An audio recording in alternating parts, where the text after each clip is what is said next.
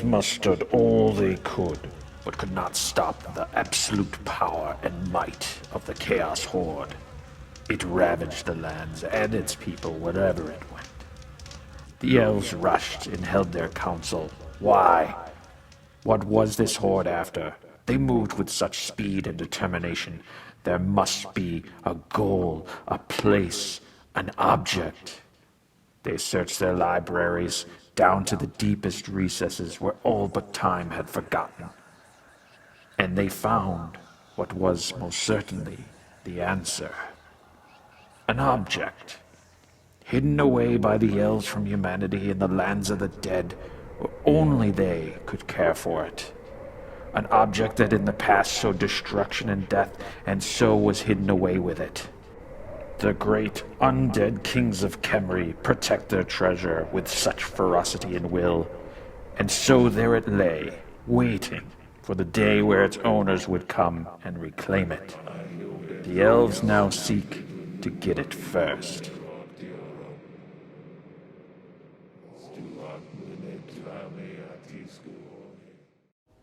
Hey everyone, welcome to another Warmaster Revolution battle report.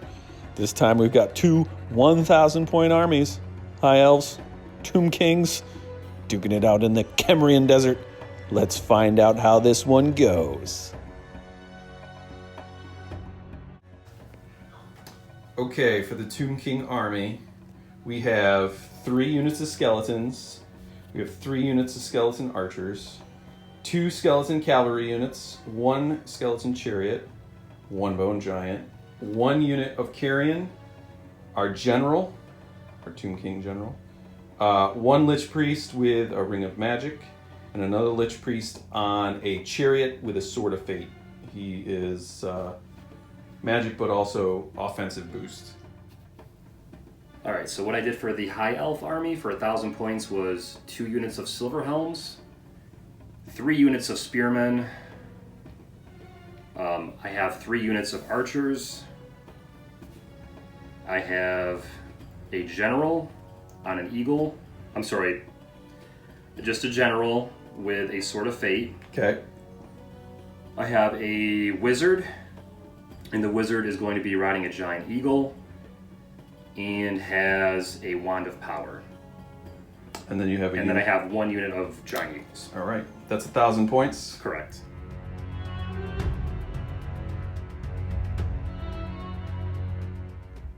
All right, we'll take a look at the battlefield. We've got a couple different terrain features going on here. The first we have loose or cultivated terrain. This is impassable by chariots and artillery, but while within it, any chargers get no charge bonus. This is a shallow stream, which is not crossable by chariots and artillery again. Everything else can cross it. Infantry who are aligned along the river's edge become defended against any chargers coming from or across the river. Rocks will block line of sight, cannot move through them. We have dense terrain here for this forest. Can only see in or out 2 centimeters, can only be entered by infantry, and infantry gain defended while within it.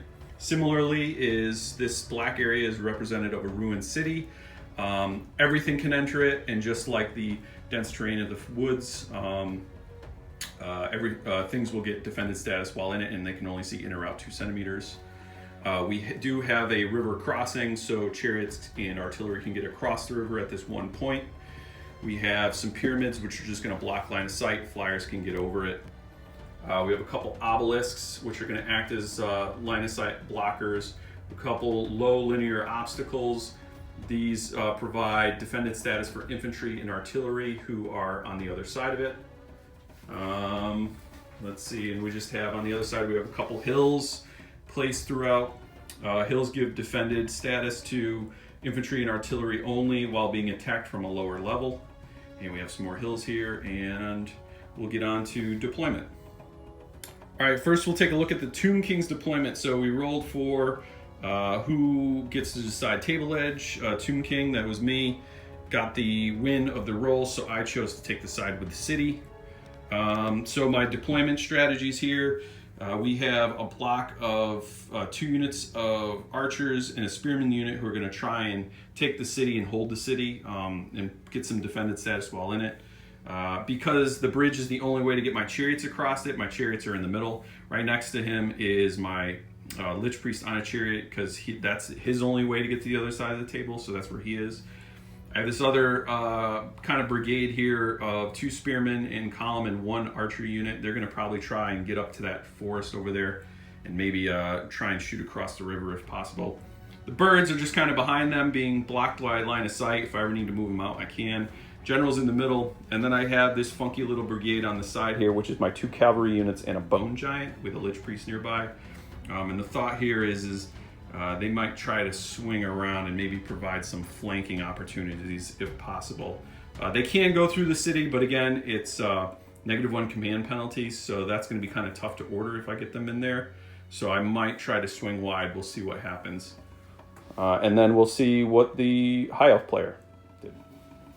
All right, so as the High Elf deployment, what I decided to do was keep the Silver Helms on the left side for flank status. Wanted to keep the Eagles in back, but still have some flexibility even though they don't have line of sight. The Archers I do have line of sight with.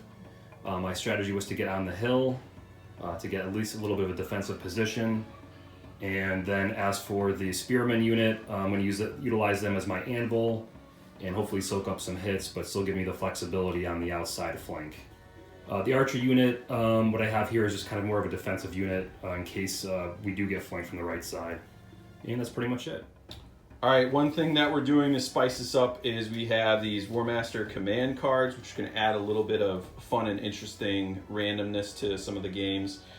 They have special abilities on them, both offensively and defensively, generally. So just so you, the viewer, can see that me, the Tomb King player, I've got these 2 cards here. You can read them really quickly, just so you can see what I'm thinking when I'm playing the game, and then we'll show you what the High Elf player has. Alright, so as the High Elf commander, these are the 2 cards that I'm working with. I think they definitely can come in handy, and we'll see and we'll find out. Alright, end of turn 1 for the Tomb King player, myself. We've got a couple single orders with failed second orders. This brigade moved up with a single order up to the fence line and then failed on the second order to get up into the woods, so we're stuck there. We tried to home back with the birds, but they only rolled a 1 and didn't make it in range for the general, so they kind of got stuck there with their home back. We were able to move up a single order on the chariots, getting close to the bridge. We got a double order off from the general. We've got the brigade still together, but they're in a little bit of a weird operation here, trying to take advantage of the corner shooting units. And then we got a single order off on this brigade of cavalry and bone giants, moving them up, just staying outside of the city so they don't take a penalty to their command rolls. But we'll see if we can get them on the other side of the water next turn. And basically generals and Lich Priests moved up. No shooting, no magic, too far away, too early. And we'll see the High Elf turn next.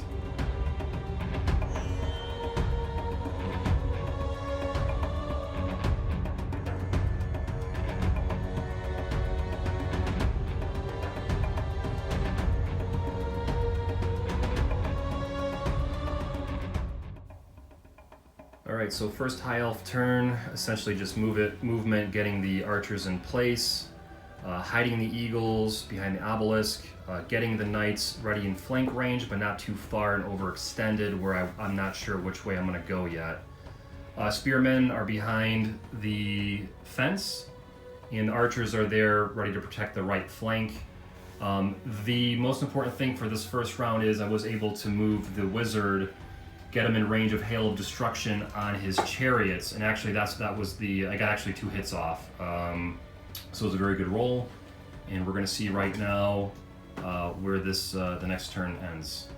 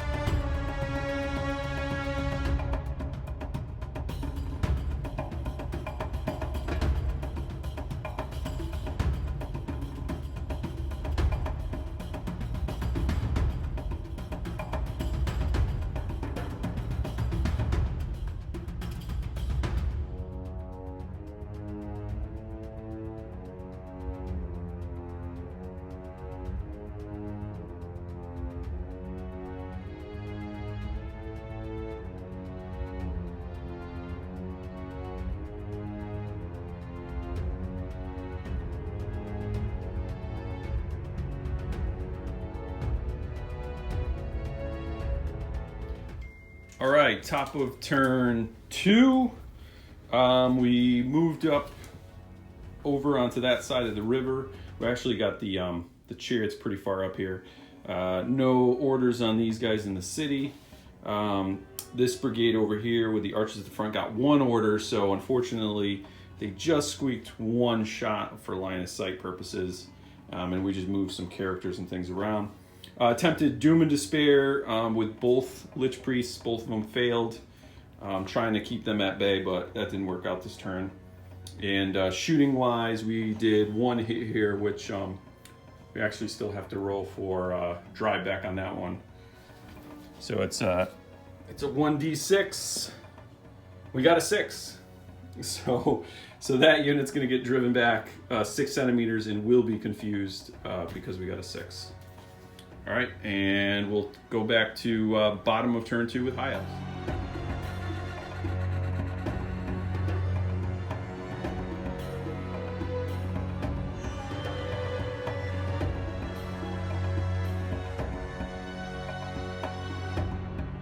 So with the bottom of turn 2, unfortunately, I couldn't get too much movement off. I tried to charge with the Eagles. That was a failed leadership attempt by the Wizard. Unfortunately, with the General, I tried to get the Spearman as close as I could as a flank to his Knights. I failed, and then I tried to use a spell. Well, you got the first order, failed on the second. I failed in the second Yeah. order, got the first order, but couldn't advance them anymore, and then the archers became unconfused, and they were able to shoot. The Wizard did try a spell beforehand on the I believe Heaven's it was Fire. Heaven's Fire, and that wasn't successful, unfortunately, and I did use up my wand. I actually rolled two 2s in a row, so beautiful round here. That's the only way that happens. And so therefore, I did get 2 hits in with the archer unit, and I did drive back the chariot unit, but off the hill. But things are starting to look a little bleak here from a high elf standpoint. We'll see how turn 3 goes.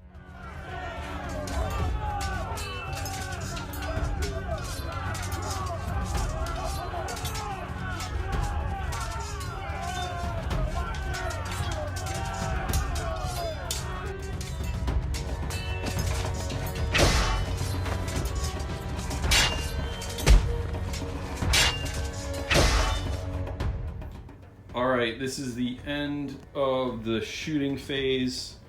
We got pretty successful with a couple double orders. We were able to turn this unit and then get a charge off onto that block of spearmen. We did a raise dead on this unit over here. We were able to get the carrion birds on a sweeping flank. We successfully got a Doom and Despair on this unit. Not looking pretty good. We do have 2 hits on that archer unit, and I'm gonna play one of my commander cards here. So I'm gonna play this one, and it reads, target unit that is about to roll dice for drawbacks will become confused on any 5s or 6s. And so we have 2 dice to be rolled. So any 5s or 6s on drive back, nope. So he just gets driven back 4 centimeters. All right, after combat, damage dealt, the carrion take 2. This unit of cavalry take 1, and the back skeletons take 1, and then the spearmen, this front unit took 8, so nearly wiped, and nothing to the middle unit of spearmen, and the back unit took 2. So we'll resolve combat here and see where we end up. All right, after resolving combat, 1 full unit was wiped out because they had nowhere to retreat to, but then that gap opened up and allowed for some space. 2 stands of the front spearmen were removed just due to damage. He did play a command card, which forced my bone giant not be able to pursue, so he fell back, the birds fell back, and this unit fell back, and the birds in this unit both healed. This 1 unit of cavalry that was undamaged pursued to engage, and then the free skeleton unit that I raised also pursued into the back unit. So we'll resolve the combat the second round and see what happens. At the end of the second round of combat, only 2 stands of spearmen remain from the 3 unit brigade that was there.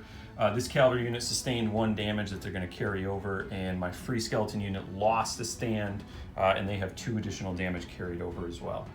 And that's going to basically pause the combat for the second round, so the combat will continue on the High Elf player's turn. All right, so for turn number 3. Yep. Bottom of 3. Bottom of 3 for the High Elf commander. What I did was I split apart the horse units because one had Doom and Despair on them. The other one was successfully targeted to charge, so that's good. And then from an archer standpoint, I shot my archers at his archers, but failed. And then also my eagles were able to charge his birds. And my spearmen are still there, stuck, and probably going to lose, no doubt, in combat. My archer shot, and my wizard got off a spell of Hail of Destruction and knocked back his chariot over beyond the mound. Most notably, did 6 total damage to Yes. take out 2 stands. So I rolled very well. Yeah. So we'll see how this goes.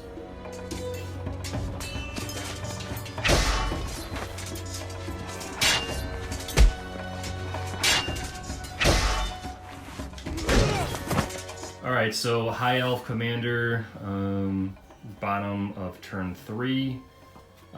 To no one's surprise, the Spearman unit has been wiped, and Undead has reformed ranks. Yep. And then we have the knights being, the spell has lifted on these knights here.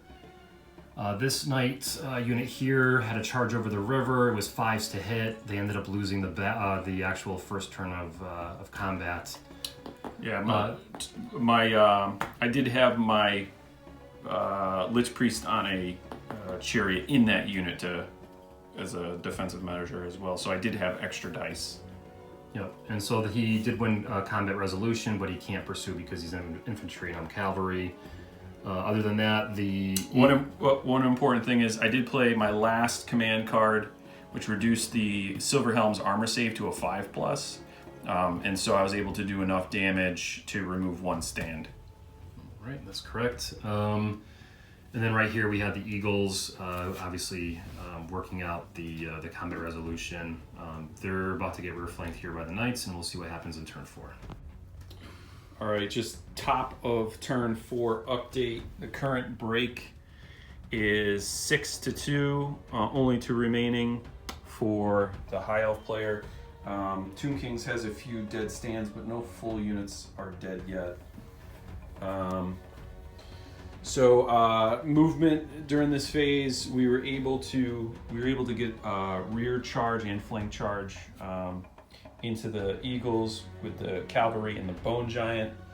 Another notable is we were able to flank and frontal charge with the archers out of the woods and the spearmen as well. Spells was able to get a oh crap, I forgot the name of it already. But basically on a 4-up, I get 3 attacks. None of the attacks did any damage. But we did also get another Doom and Despair on this other unit of cavalry. So they're, unfortunately for the High Elf player, not going to be able to get in range. And we moved our free skeleton unit up to be the closest target for all these archers, so they can absorb any shots on the next turn. And hopefully if we can kill this unit and this unit, then that'll take the break to 0 and that'll be it. So we'll see how the combat phase goes. All right, end of top of turn 4. We did manage to break the High Elves. The unit of Eagles killed my Carrion, which means I did drop down to 5 break. But the combination of the cavalry and the Bone Giant ate up the Carrion over 2 rounds of combat. And then over here, because of the flank, I was able to pursue the cavalry, and in the second round of combat was able to do enough damage to take him out. He did remove a stand from the front spearman unit, and they did carry over some damage, but enough to get it through, so that takes it down to 0 break, and the High Elves retreat. All right, so any after battle thoughts from the High Elves? Yeah, if we could re-roll everything that we rolled during the entire game, I think I would have had a better chance. I did roll pretty hot. Yeah, and so other than that, I feel like this whole battle was about doom and despair. I couldn't really move the knights, and his strategy, it fed right into his strategy, and it worked perfectly in his favor, especially with how hot he was rolling. So that's 2 games in a row for him. And the rolling was very impressive. Not much I really could have done, I think, from a strategy standpoint to stop this, other than for him to have rolling that was much worse. All in all, very great, really, really well played game by Sir Matt, and looking forward for the rolling gods to be on my side next time. All right, some final thoughts from the Tomb King side of things. My unit that I stuck in the city here really didn't do anything. Probably could have utilized them a little better next time, but that's okay. The single unit of chariots, they did get some shots off, but with undead, once you start losing stands, it's tough to order them. And so he was kind of done for, even though he was still alive. From my point of view, he was basically done.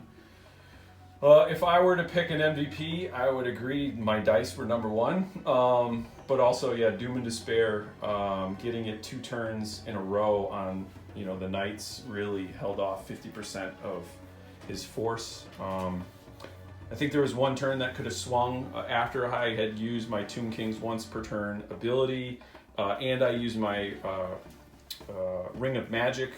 I basically didn't have much automatic offensive output anymore, but the dice were hot for me and it just didn't work out, and that sometimes happens. Well, one thing we didn't mention is High Elf player did attempt to use his last command card, which would have made my Lich Priest blunder on any double, but I was able to get the order off successfully, and that's how we ended up getting the Bone Giant into that final combat. So but anyways, fun little quick game, only 1,000 points, but I think we got a little bit of everything in here, and I'm happy you played, Tim, and hopefully we'll play again. Sure. All right.